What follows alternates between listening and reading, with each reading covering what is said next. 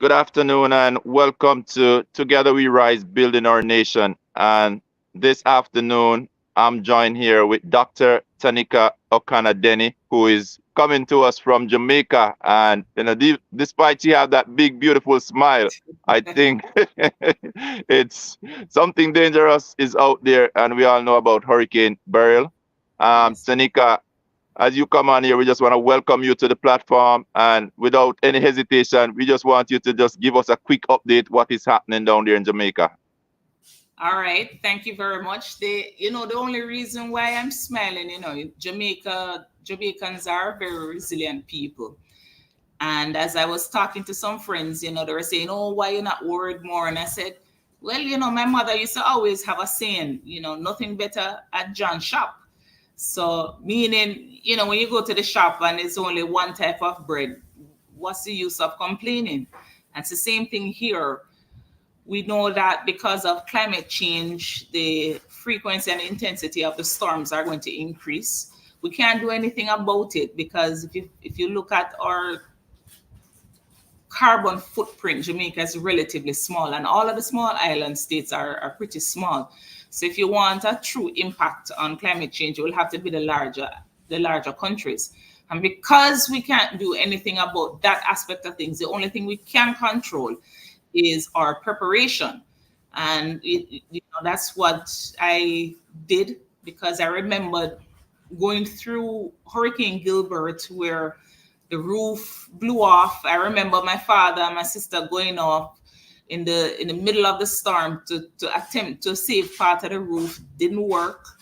The Wow. the house was flooded, roof was totally gone. It ended up that for years, five of us slept in a tiny one bedroom apartment. If you think about a 40-foot container, that's the size of the living quarters that we had when Gilbert hit. So it's something that we've experienced before. I wasn't here for the other hurricanes because I was studying overseas, but because I knew that we shouldn't take it lightly, I said let us batten down, and we boarded up some windows in Stony Hill and here in Spanish Town. Interestingly, I was in Barbados when I heard about the storm, and they wanted me to stay there until today. And I said, absolutely not, I'm going home. And they were laughing, teasing me, saying, "Boy, the storm coming right behind." And I said, "I don't care. I am going home, to my cats and my family, where at least if the roof is gone, we're together, we're huddling, we offering, thanksgiving and praises, for the fact that the Lord is there to sustain us." So I think that is the most important thing. One, being prepared and just having a support system.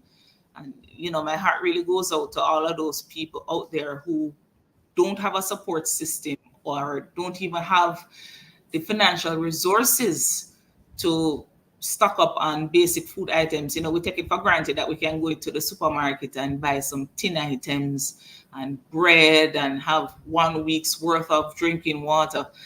But for a lot of the people out there, them buying two slices of bread, a little butter, to spread on it. It's every day when they get a little money that they're able to purchase something. So what happens to them? I think that's where we need to come together as a community and see how we can help uplift those people who don't have the financial resources required to actually ride out the storm properly. They were talking about people in Coronation Market, farmers. One farmer drove all the way from St. Elizabeth with him pineapple in Coronation Market this morning, selling What? pineapple. Yeah, yeah. They were talking about it on the news. The Met Office interviewed him, said not leaving him after selling him pineapple. I suppose. Well, what he said is that he was going to drive into the Coronation Market, but if anybody remembers what the Coronation Market looks like, it's just some pillars and a roof. So breeze still going through it. It's downtown Kingston. It's prone to flooding because it's right there near the waterfront. But these are the lengths some of our farmers have to go through to ensure that they have a livelihood. So that's how it is from my perspective. Yeah, and you mentioned Gilbert, so we want to really take it back. That's a hurricane that both of us would have experienced. A Yeah. hurricane that actually the center of it, I think, passed through the island. Yes, Back it in did directly. Yes. '88, and we knew the warning was similar to this one, but yet still, a lot of people was seen on the road out going about their business, you know, taking it, I would say, pretty lightly. With Yes. this hurricane, Beryl, Tanika, what's the reception like there in Jamaica? How are they Night receiving, and looking day. at it?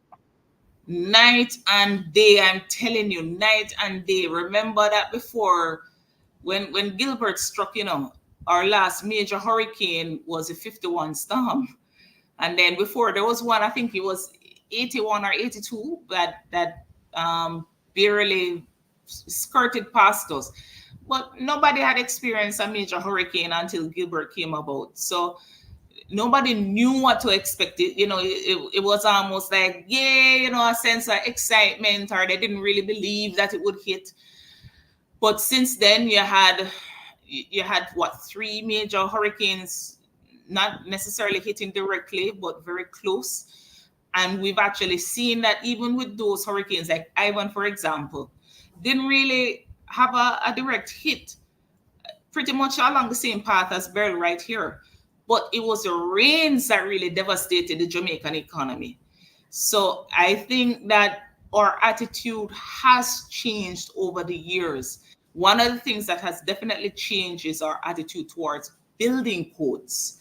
So the importance of things like hurricane straps, putting the lumber at the right spacing, has been really pushed by more and more people. Even a common man, even if he's not hiring a contractor, he knows that you should have the hurricane straps. One of the things that we want to maybe get out of people's psyche or minds is this use of nails. It's if it's not the special type of nails that have the twisting body, it's better to just use a screw, so it offers a little bit more resistance when the wind is howling at you. So that's the only last vestige, I think, of old building practices that I still see out there.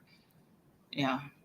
Yeah, and I know with the National Housing Trust, which is very big in terms of giving assistance to first time homeowners, young people in terms of getting their first home. They normally have most of these guidelines, and before I know people used to say, man, we're using so much material. But over Yes. time, I think they have come to appreciate the fact that, the housing trust there is ensuring that the homes are up to standard. Yeah, man. Yeah, man. Because it may cost a little bit more in terms of the budget, in terms of construction, who's on the outside have their own little cash and be building their home little by little. You find that sometimes they kind of, cut side the amount of material they should actually use, because there's no one really managing the project like that. With housing trust, I know they'll basically be managing the project from ground up. You know, Yes. Yeah. And the good thing about it too is when you get your loan through housing trust, you have your insurance built in. So that really takes the load off your shoulders. Where, for example, right now, I know that there are a lot of homeowners out there have their homes mortgage free, and they probably said, "Chuck, don't need to have home insurance." They're scratching their heads. Boy, I hope the hurricane are really hitting us, because if the roof gone, what we're going to do, that type of stuff. So I think that is something that we need to appreciate. And remember, the housing trust, not only do they have architects on their payroll, but they have construction engineers. And that's the reason why I think it's at least three different phases of the construction. They come and inspect what you're doing. So it's one of those things that you remember, that diagram where going up the hill is very steep. but then coming down is nice and easy. And Yeah. the coming down part is the longer segment of your life. It's the same thing with building with the housing trust. It's steep, it might seem onerous, but then it's smooth sailing after that, because you know that you have a home that can withstand hurricane and earthquake. And we can't really take that for granted, because we've seen in recent years where other small island states, they were totally devastated by hurricanes, and we were the ones that have to send our experts over to them, teaching them how to build properly. Even the US Virgin Islands, you remember that the major storm they had, like, what was it, 6 years ago or something like that? I don't remember, but we've had to send our experts over there. So there's a rhyme to the reason.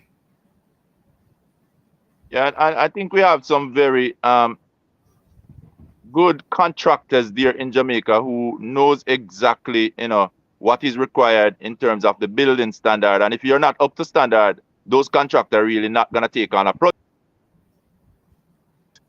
to that project.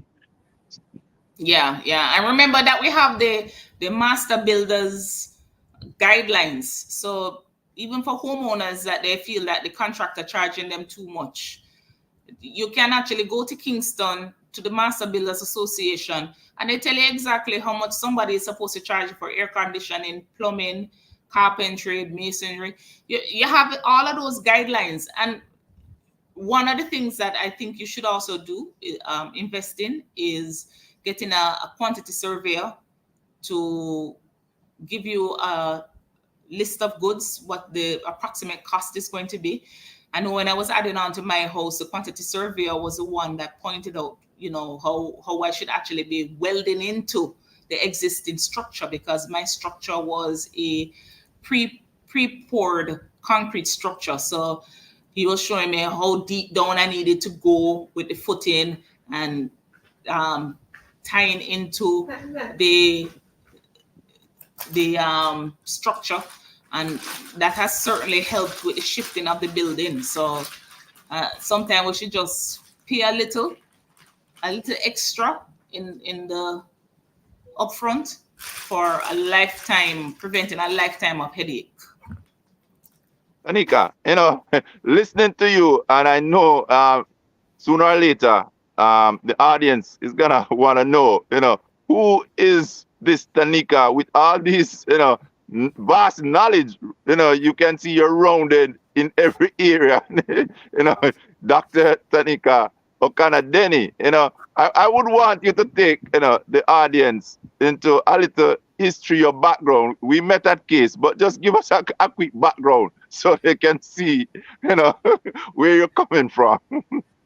Well,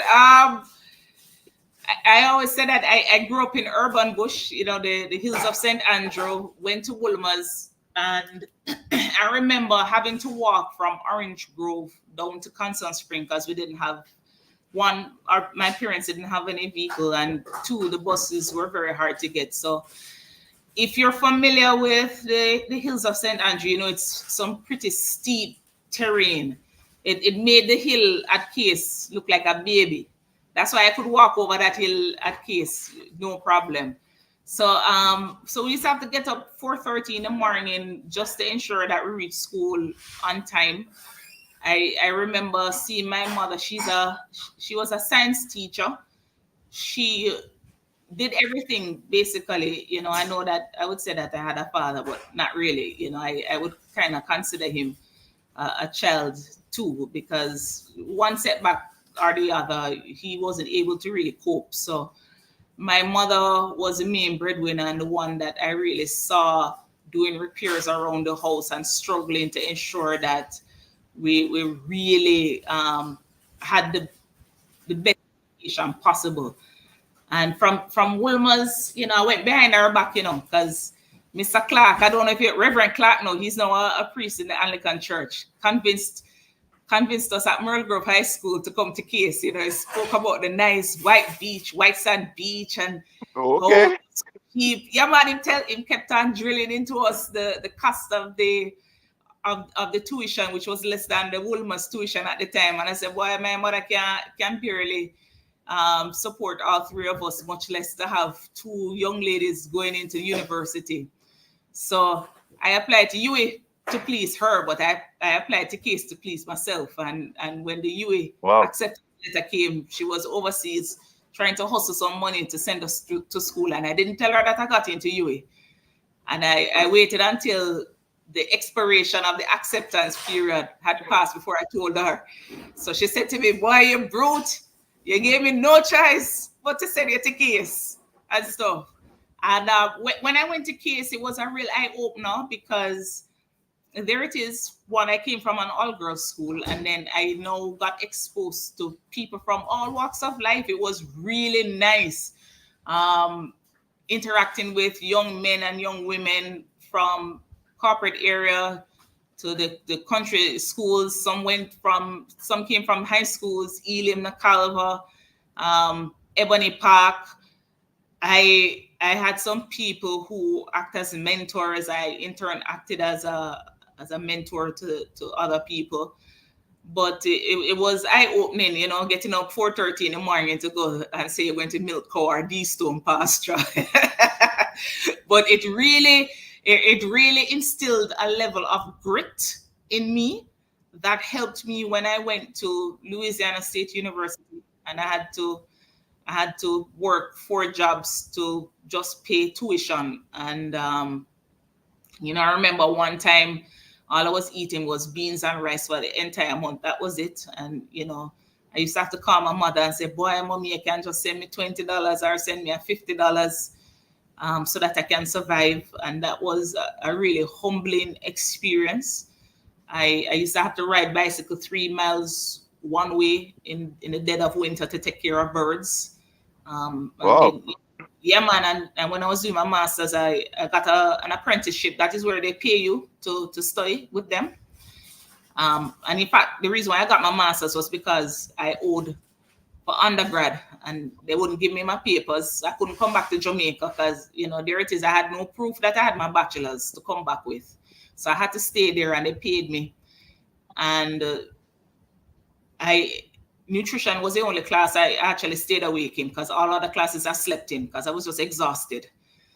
And I remember one incident where I started realizing that I was getting some allergic reaction. My throat was closing up, face swollen.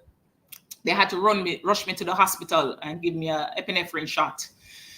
And it turns out that, I was actually allergic to the ammonia and the feathers in the poultry house, and they advised me to leave it because they said it was going to kill me. And I said, you're crazy.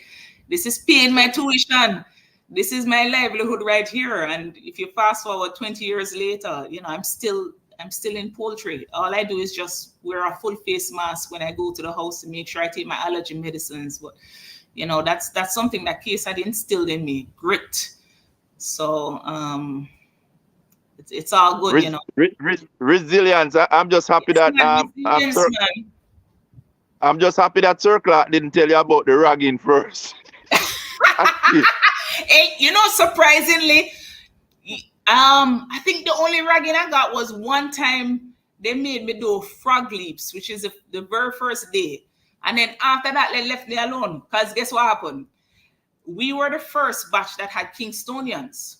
And I don't know if you remember, Ian, how me used to walk. I still kind of walk the same way, Me walk with my head held high and back straight, and me walk. Jan Bridget, we could identify you. I think my walk was a little bit more extreme than Bridget was still. People used to think I was in the army. So the seniors and the super seniors here, them say, "No man, this girl rough and tough, man." They called me Tough Duck. That was my grub name. And them, so I was probably one of the few people that nobody ever ragged, because I used to go straight up in the senior man's face and say, "Is who you're dealing with? Mind yourself." Yeah, so, I think you're built for Case. When you came into Case, you didn't look like you were coming from high school, really and truly. Yeah. We could identify the guys that were coming from Elam and Nakalva. It's like, they weren't afraid of the ragging or so forth. They walk brave, and we are like me and Lawrence, we were trying to hide.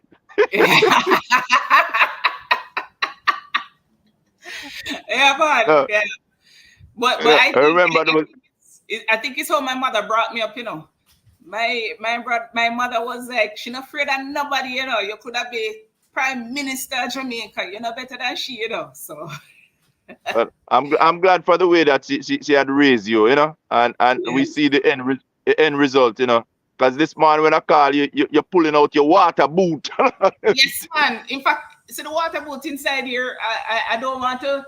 I don't know if you want me to switch. My mother probably will be embarrassed by the state of the house. It's in a disarray. But let me switch. All No, right. So I when think your other camera is gone. all right, let me So enter back in, and then okay, I'll show you. I'll show you with my water boot and stuff. Go. All there right. you go. So see my water boot there, and on my lawn furniture, and I'm looking outside. Let me show you outside. You can rotate the phone when you go out there too. Can you see it? Yeah, you can rotate it if you wish. All right. Yeah, And then this was the let me see, the mango tree. yeah, that your broom. Yeah, man, that I massacred. That's what happened when a livestock person prunes trees for you. Oh boy, well, guess what? You did something, and that is very important, especially in this time. We know that Yeah. those branches can become weapons later. Yeah, and if you notice, I boarded up too. You did that all by yourself, Tanika. It's me do it, man. Me nah no man around the place to do that. Be careful what you're saying in the broadcast. I never said I was looking for one. Well, these men nowadays, you just need to give them one clue, and your inbox is filled. I- I'm gonna switch that camera, okay? All right, yeah. So you can switch it back to the laptop.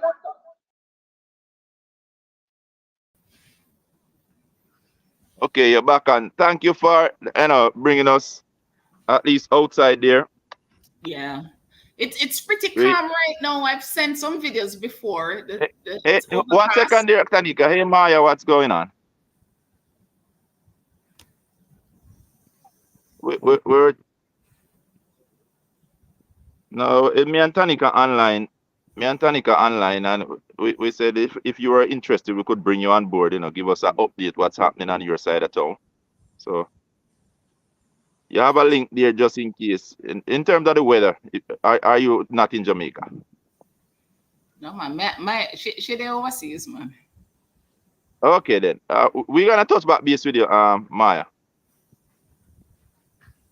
But you go into the case link and then you'll see us there. Uh,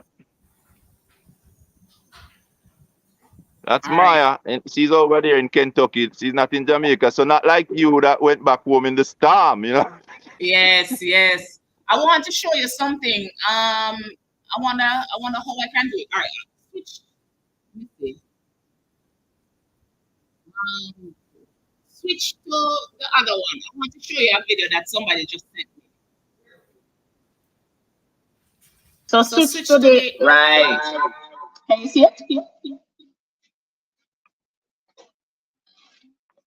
Yeah, if you want to turn the phone sideways, okay. Yeah, wow, we're seeing wow.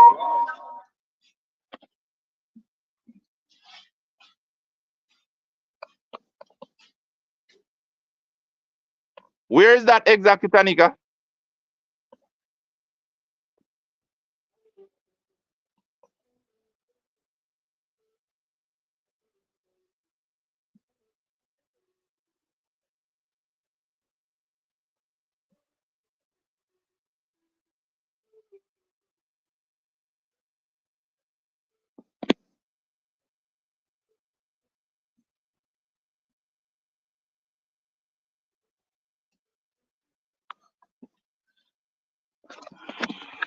So it's already started. So you can switch back to the other one. Yeah, we're back. Right. Um, a very good app to really track it for all of the audience members who are overseas and or even in Jamaica, because I've been looking at it too, is windy.com. So windy.com. The other guy, windy.com.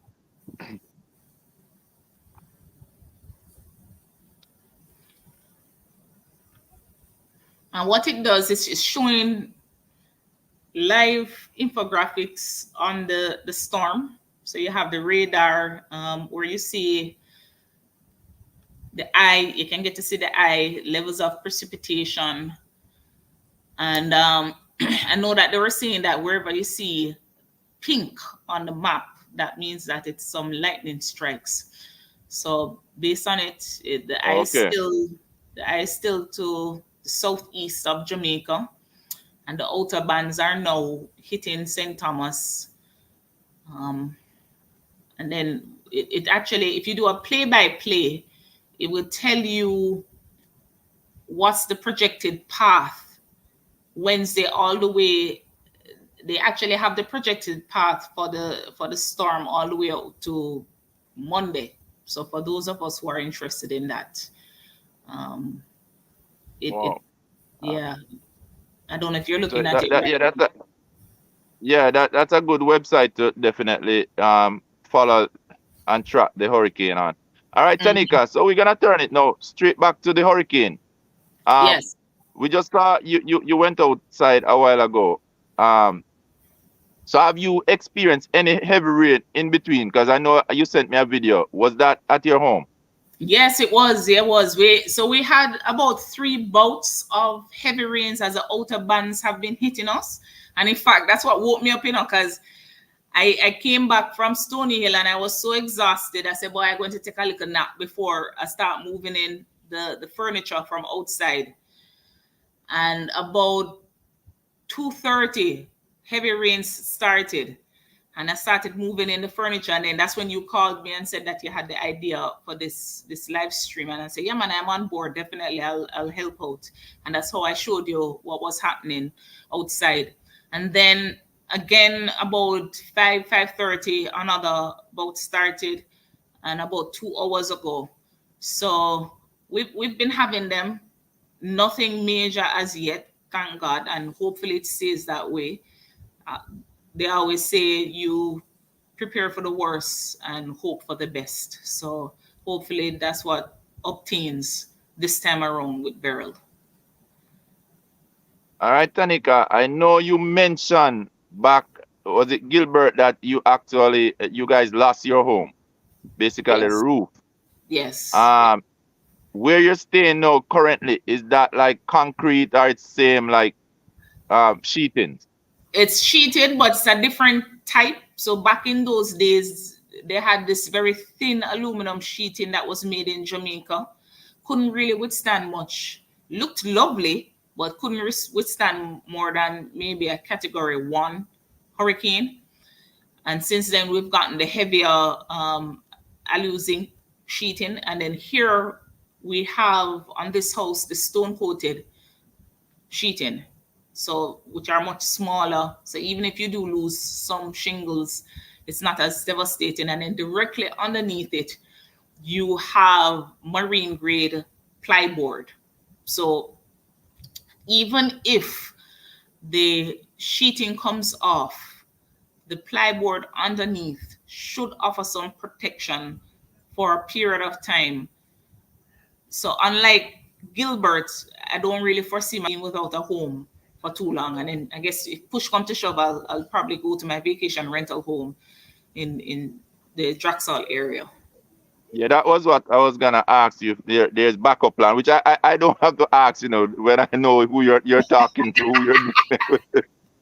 Hey, So, my backup plan have backup plans. no, you're gonna tell us more about the backup plans, Tanika, because you're also so diverse, not just in knowledge and what you know, but even business and an entrepreneur. So you say backup house. Tell us Yeah. about your Airbnb, Tanika, because we know that you do other things out there. So Yeah, just let yeah. us know. All right. So you know how I ended up my Airbnb is in the Draxall Country Club. And well, one of them no, but that's the main one I have. How I got that, when I was working with the government, I was used to the same the equivalent of 20,000 US dollars per year salary when I was working for the Jamaican government. And the third time Jamaica Brawlers approached me for a job, I said, boy, okay. It's kind of like the Lord, but they say there is symbolism in the threes. So I said, well, this is the third time. Maybe I should hear them out. And I remember I started with Jamaica Brawlers the 19th of December, 2013. And no, actually, it was the 16th of December. And on the 19th of December, I got my first paycheck, which was like equivalent of half a month's paycheck. And when I saw that Wow. half a month's paycheck, I was like, what? This is 3 times what I'm used to with the government. And I said, boy, this paycheck can get you in trouble. Meaning, when you have a higher salary, people respond in different ways. And the typical way that people respond is what's called a lifestyle drift, where you start getting a better car, a better home, better clothes, that type of thing. But I've always had a level of discipline. I think the hardships that I suffered while studying, well, see my mother struggle with us, and the hardships working 4 jobs at LSU really instilled in me the value of work and saving. So I immediately started saving that money, and every bonus that I got, I started saving it. And that was the first down payment, first for land and then for the house in Draxall. And because I'm a firm believer in your property should work for you, I immediately knew that it was going to go on Airbnb, which was pretty young at the time when I had listed it. And the furniture that to this day is in that Airbnb is actually the furniture from my house. So I started living on a futon bed all over again because I had sent my good mahogany bed up to Draxall and That's all. Dresser and everything. Yeah, man. So if you see my home in Draxall, it's lovely. And if you see my home, Believe. like boy, it's two different person. But now I always believe that when you're coming to visit, VIP treatment should be standard. So it got the best of everything. So it have a little small pool, a deck, and it has my good furniture that my mother had paid for, commissioned for me. So it was perhaps one of the best decisions I've ever made, because it took about 5 years to really start making a profit. And that's one of the things that I always caution people, when they're talking about the revenues generated from Airbnb. Well, they're not talking about what's the actual profit. Gross revenue is different from profit. So it took about 5 years of really intense marketing, fixing it up, understanding the needs of my customer, getting it right before it started really making a profit. So much so that, when I decided to resign from my job, I knew that I was okay for a little while, because the income generated from that rental property was able to sustain the 2 mortgages, plus having a little extra money for a short period of time. So yeah, it's something I would encourage everyone to do. In fact, the house I live in right now, when I purchased it, it was a 3 bedroom, 2 bathroom. It had a lovely master bedroom. The first thing I did was converted the master bedroom into a studio apartment. And I rented it out first on Airbnb, and now I have a long-term tenant. I don't watch any face when it comes to that type of thing. I believe that your home should work for you. Yeah. Yeah. I, I, I believe in that philosophy in terms of make the money work. Yes, So yes. Money is a and tool. I think, yep, and I think investing in a house, it's not just an asset and your property, but it's a lasting source of income that can be generated if you use it wisely. Yes, yes.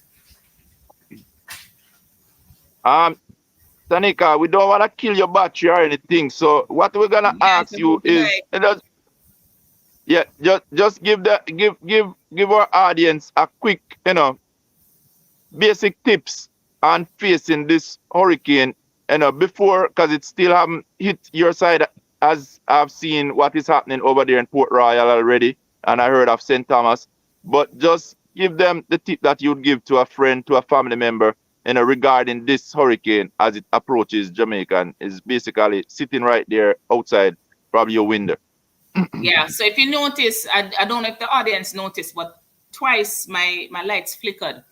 One, I have solar system, so that's one, because when I looked at it, the investment into the solar panel is nothing compared to how much I was paying JPS. And I actually borrowed money, and the loan repayment for my solar panels and the entire solar system is much less than what my existing JPS bill is. One of the things that I did was I contacted the supplier, and from yesterday, it's a hybrid system. I switched over from using the battery to run my energy needs in the house to using strictly JPS, and then putting my battery as a backup. So as soon as JPS goes, then I'll have a full battery to utilize. So that's one of the things that I would say when you're preparing for a storm. Ensure that your battery is filled. It acts as your reserve. Um, I also have some little solar lights that they're selling now. They come out of China. You have some little small panels, and it's like a spotlight. So I made sure those were fully charged, and I took them out, took them down from where they were hanging up throughout the house outside. So the entire yard was dark yesterday, but it was in anticipation for if the battery should drain, I will still have those small solar lights available. About 4 weeks ago, in anticipation for the hurricane season, I went to a hardware and I saw them selling these battery operated fans. So you just put on one of those. It can be Makita or wherever, but in this case, it's a Total brand fan. And I made sure the batteries were charged up for it. So I have 3 batteries for that one fan. And well, my power tools are actually sharing that same battery, but the default is actually for use on my fan, because my mother has high blood pressure and the heat might affect her. The water, I bought I bought 5 of those big water containers that we drink water out of every single day. And then I made sure that I have a little hot tub around the side. I made sure that was filled up. All of the other miscellaneous blue drums that I had around the house, those were filled up with water. So that's definitely something that I would recommend, that if you never did it this time around, for future incidences, go ahead and do that. And of course, you saw me, I boarded up my my front window. And in fact, I'm thinking about maybe I should invest in some roll up shutters, but I'll have to see with the HOA, because they have some strict rules about how you can alter the appearance of the house. So that's basically what I would recommend in preparation. Of course, you listen to AGPEM and your local hurricane center, because not all of us are here in Jamaica. Cletus, shout out to Cletus. He's on the small islands too. I hope he was okay with the passing of Beryl. So, yeah, that's what I would recommend. Yeah, all right. Tanika, I'm very much interested in solar system because, as you know, I also have a home in Jamaica, and the JPS bill is pretty much expensive. You really have to think twice sometimes, wonder if you have used that amount of energy when you look at the bill. That, Same thing I said too. Yeah, you have three you little want, fan on and your bill come up to 25,000. yeah, you want somebody running a wire underground or Yeah, something yeah, leading to yeah, your yeah. home. And in fact, my So, community doesn't even have overhead wires. This community is one of the few communities similar to Richmond Estate that run the electricity underground. So even with the hurricane, um, JPS don't need to come in here to trim any trees because there's no overhead wires. But you're right. Wow. Sometimes I wonder if somebody bypass and bridge a wire Yeah, somehow. Yeah. I have something that go on somewhere there. All right. So now my concern, and I don't, it doesn't look like it's a concern for you. So you gotta tell us now what to do. So we know solar come with panels. So in the Yes. time of the hurricane, how do we ensure that those panels are not taken with the wind or so forth? Well, all right. So one of the things, let me go outside, although I don't know if you can see it, but I'm going to turn now. It's too bright. All right. So what I did, my panels are actually on my trellis. Most panels, they would say are rated up to category 3. Wow. And we used hurricane straps to strap them down. Yeah. So that's what I did. Just invested in the more expensive hurricane straps for them. So really, so there's not a problem. You just need to make the right investment. And if you're Yeah. gonna And only invest that, in, when you get your insurance, your home insurance, what you actually need to do is ensure that it's not just the home. All right. So first you need to insure for the replacement cost and not the market cost. Because when you had purchased a home, for example, if you had purchased it for say 15 million, to rebuild a home of similar size and quality in given our inflation rate is actually going to be maybe closer to 35 million, no, 40 million. So you have to ensure that you update your insurance policy so that it reflects the replacement costs of your property. And then you have to ensure that you're insuring the house and contents. So if you're doing the house and contents, then your solar panels actually are covered under that. And then you have to make sure you do your checklist where you have an up-to-date listing of all of the assets that you've acquired since you've owned the home. So and I won't beaten because my panels actually didn't update my policy to reflect my panels. So that is something that it's I guess a classic case of do as I say but not as I do for this house. But my Draxall house, I was insistent that we follow through with that. So the panels are insured. wow, that's pretty much interesting right there, and these are things that we need to know, because some of us just take out the insurance and at the end of it we just come to find out that hey, this is not covered, that is not covered, but you just think Right. you have insurance for everything. Yes, yes, yes. So And then remember to, NHT, even if you've gotten a mortgage from them, you can still get a solar loan, depending on when it is that you got your mortgage. But I haven't really kept up, but I think last time it was like 15 years after the initial mortgage, you can get a mortgage from, you can get a loan from them for a solar system, or like in your case, Ian, where you built it from scratch. You have all of those benefits available to you. And I know for a lot of our batchmates out there, Jasmine and the rest of them who are in real estate can advise them properly. But remember, you can actually do what's called voluntary NHT contribution, right? So what you do is you bring in your income, you show them proof of income, and you tell them that I am voluntarily throwing NHT. And this now not only qualifies you for mortgage after about 12 months, or is it 24 months? I don't remember. There's a month, or there's a time criteria.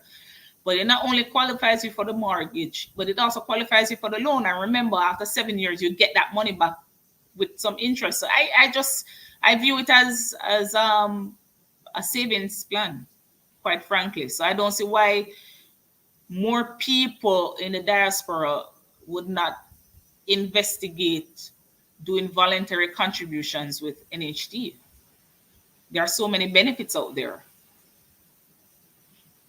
I think a lot of people haven't even checked into it really. They just know that hey, I don't have enough money to build a house and I'm just gonna rent a place. It's much easier, but really and truly, it costs you way more because you're paying out that money and you don't have a place to live for yourself. Because if the person decide that okay, guess what, next month after giving you notice, the next 3 months I'm gonna turn it into an Airbnb. You're out of a home right away. Yeah, and one of the things that I guess Jamaicans don't really have a culture of is the whole concept of having a roommate. So when I came back to Jamaica with my PhD, brimming, went back to case, say I'm going to contribute to our nation development in that way. I actually had a roommate because I couldn't afford the rent on my own. Well, I probably could have, but if anybody knows me, I'm kind of very frugal when it comes to money. So, and I had in my mind that I was going to own a home, my first home, by the time I was 30. So I had a roommate for the longest while. And when I went to Bodles and I purchased my house, I still had a roommate. And to this day, we're very good friends. Yeah, I still had a roommate for about, even when I was at Jamaica Brothers, I had a roommate. So I think we need to get out of this notion where, I don't want nobody in my space, this, that, that. Well, guess what? Even if you buy a house, it's called, I don't remember, there's a technical term for it where you're actually leveraging the house, right? It's called house hacking. Yes, it's called house hacking, where basically you're using the rental generated to help pay the mortgage. So in this case, the roommate I had for the 4 years while I had a mortgage, he didn't contribute to the mortgage itself, but he contributed to the utility bills.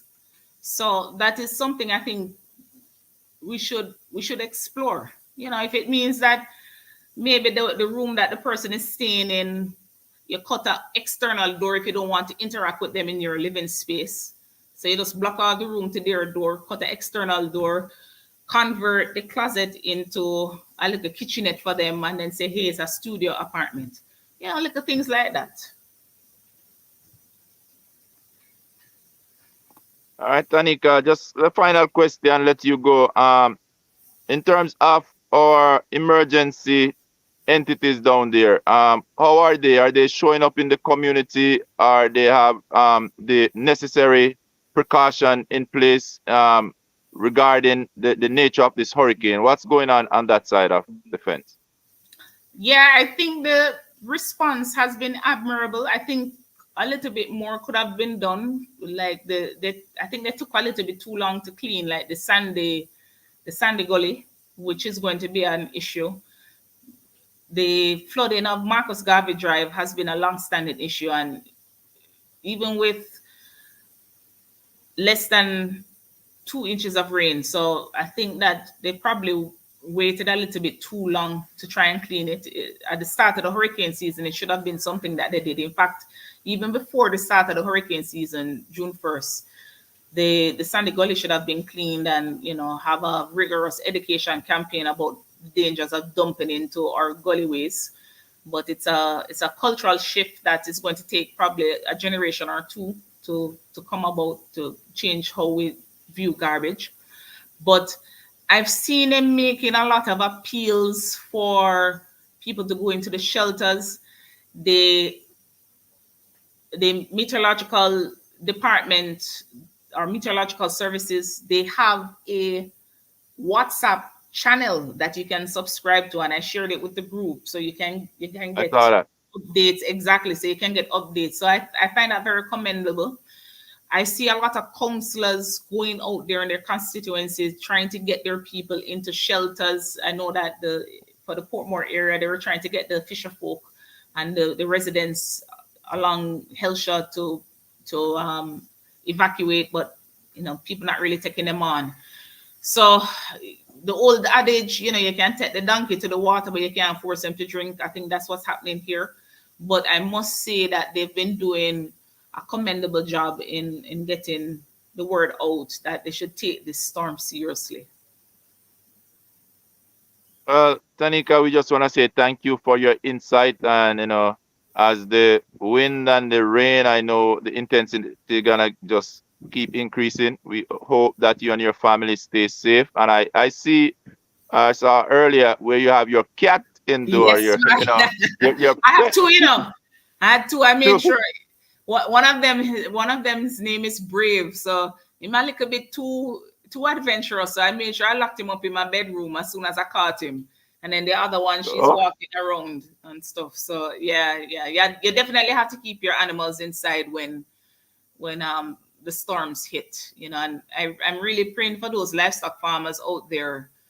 It's an expensive venture, and sometimes you incrementally increase or improve your house. And for the farmers that are just starting out, it could be very well that they just don't have adequate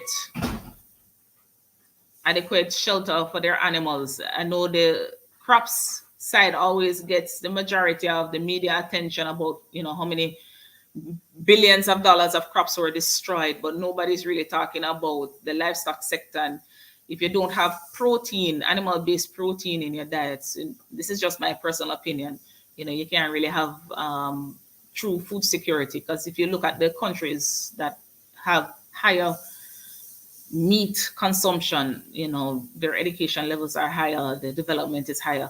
Of course, it could also mean that those countries were the ones that colonized everybody else, but we could have a social debate on that. But I think meat is a very important component once it's done in moderation. all right. How could I leave the platform really without you speaking to our old farmers? Because most of us diversify when it comes to agriculture. So we have spoken regarding our property, our home, and everything. And you just basically surface touch on livestock and little crop. But what would be your word for them? Because we know this hurricanes, this is the beginning of the season, really. So, Yeah, we're yeah. going to be looking forward to a lot more coming. What would your message be to the farmers out there? Well, as a farmer myself, it's something I haven't spoken about as yet, but I do have a farm. I have 15 acres where I grow forages for livestock farmers.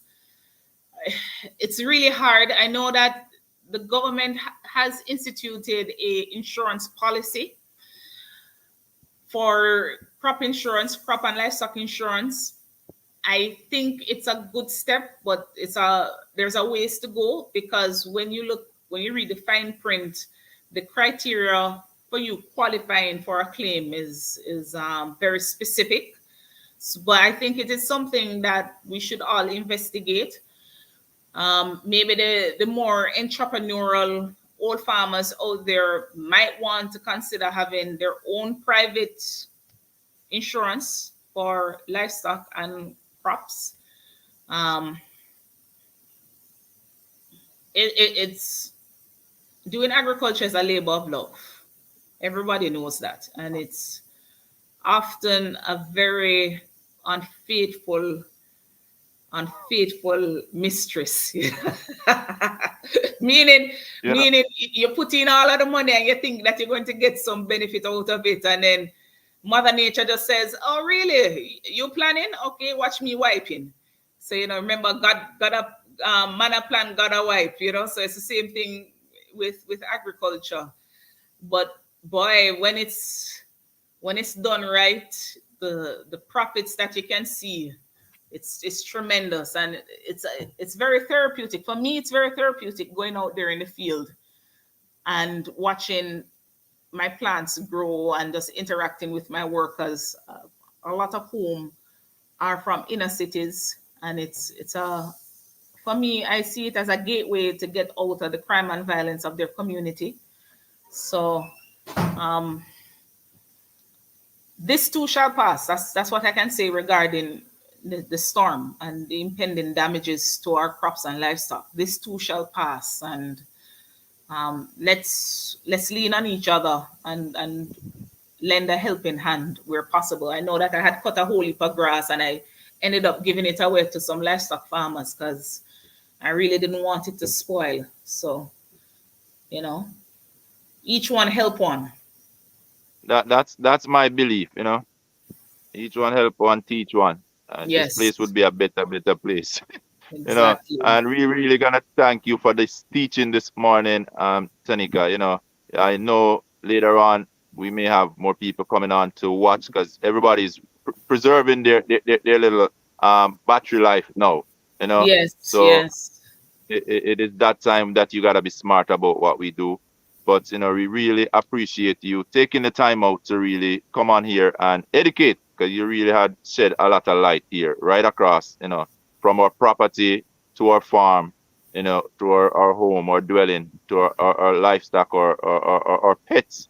You have shed such light, and And if we can we get just some of our rather batchmates on, I mean, they have a wealth of information. I know I call them up all the time because um, I was in the corporate world for so long that sometimes I feel as if I'm playing at being a farmer, and they're the ones that really help me out. So if you can probably get one of our RADA officers on board, we have so much in our batch. They can really give you a wealth of knowledge out Yeah, there. I was looking forward to have a few of them, but I realized that the nature of the hurricane here, it Yeah. really is like a lot of people gone for cover already.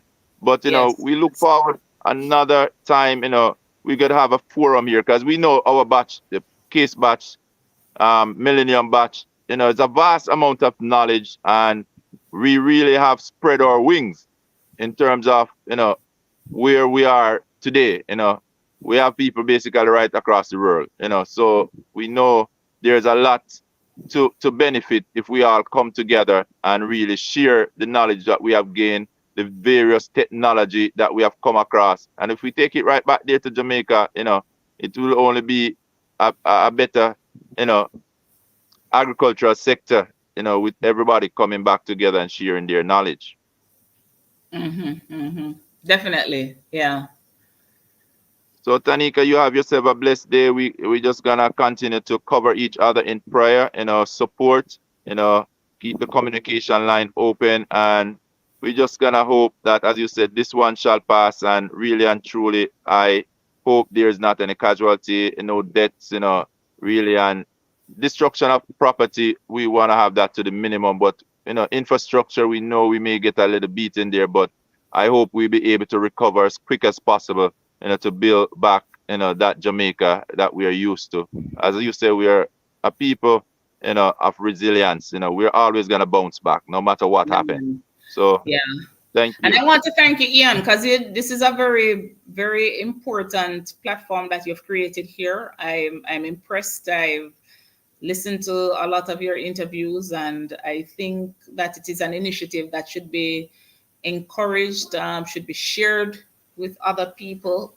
It's a very noble cause, and I want to thank you for stepping up to the plate and really putting a spotlight not only on Jamaica, but how we can give back to our country rather than complaining about the state of things. So thank you for that. Definitely, appreciate it. And that's me. I think really I am always at my best when I'm helping others, Yes, and yes. and that's just a good feeling, and you know it. You feel really good within yourself when you're able to help another brother, help another sister, and especially when you see them shine. I remember talking to Answered, and Answered mention of you is like you were that mother figure, that supported figure. He just embraced you so much, in going through his life journey where he is now. If he didn't have such a support, probably who to tell? He probably wouldn't have been the person he is today. And that is just so important when we really show up in a big way for a friend, for a family, for a brother, for a sister. So we Yeah, man. appreciate you right there, Tanika. Yeah, man. Encouragement sweetens labor. There you go. So you have a blessed one. All right, you too.